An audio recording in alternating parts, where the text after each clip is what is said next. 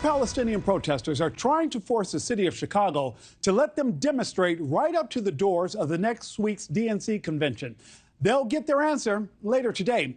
Leaders of the coalition of more than 150 groups marching through the city say the city's approved route, which restricts close access to the United Center, and other instructions banning sound equipment, stages, and portable toilets in the area are unlawful violations of their right to free speech.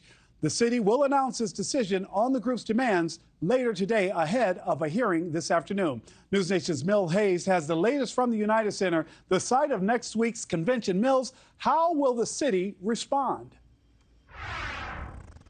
Hey, good morning, Nick. Well, that's what everyone wants to know. How is the city of Chicago going to respond to this? That coalition to march on DNC, that is the Pro-Palestinian protest group. They've been planning to protest the DNC since last fall. They tell me they didn't find out until this week that the city of Chicago would not let them have any kind of sound equipment, tents, portable toilets, or any kind of stage systems as well. And they say that this is infringing on their First Amendment rights. And you mentioned that we will find out later today how the city will decide. They have until noon to make a decision on this, but keep in mind that all of this comes after pro-Palestinian protesters crashed a fundraiser in New York City on Wednesday.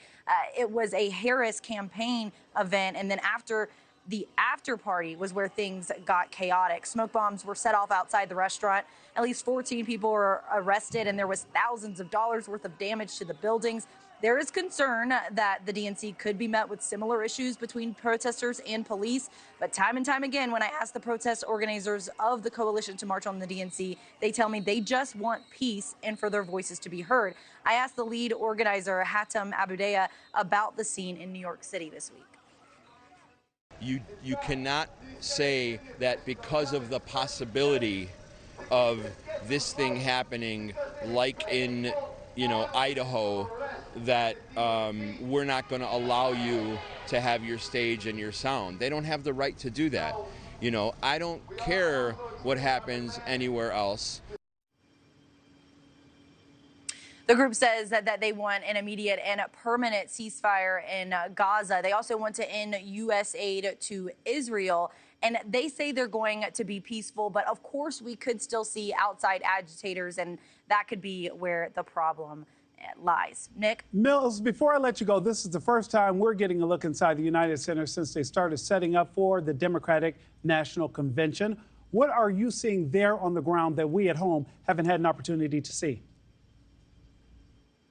Well, it's definitely really quiet here still. There's only cleaning crews and, of course, us as well that are here. But you can see the preparations are underway. There's red, white, and blue balloons everywhere and decorations. You can tell that it is getting ready for a big event. And this is something that is going to mean a lot to the city of Chicago. Chicago has not held the Democratic National Convention since 1996. And this is the chance for the city to really show off how great of a city it is to the 50,000 visitors that will be here in the Windy City. And we know that it's expected to be a packed house. We're going to see some Democratic powerhouses come out, but there's also a lot of security that will be here. This is a national security event where the United States Secret Service will be taking over. They've been working with local and state police officers to make sure that everything is in place.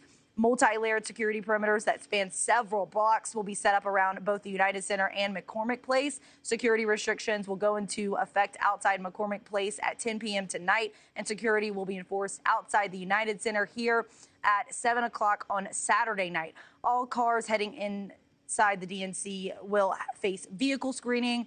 They will also be required to go through vehicle screening points, and that includes ride shares, taxis, and food deliverers. Since Kamala Harris took over the top of the DNC ticket and chose Minnesota Governor Tim Walz as her running mate, the campaign has looked to portray themselves as the joyful, positive choice for Americans.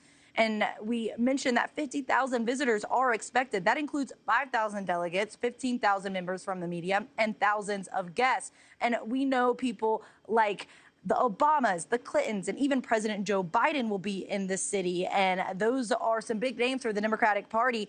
But the big concern is not inside the United Center, at least if you ask protesters. They say that the real story is going to be outside the United Center, where those protesters will be.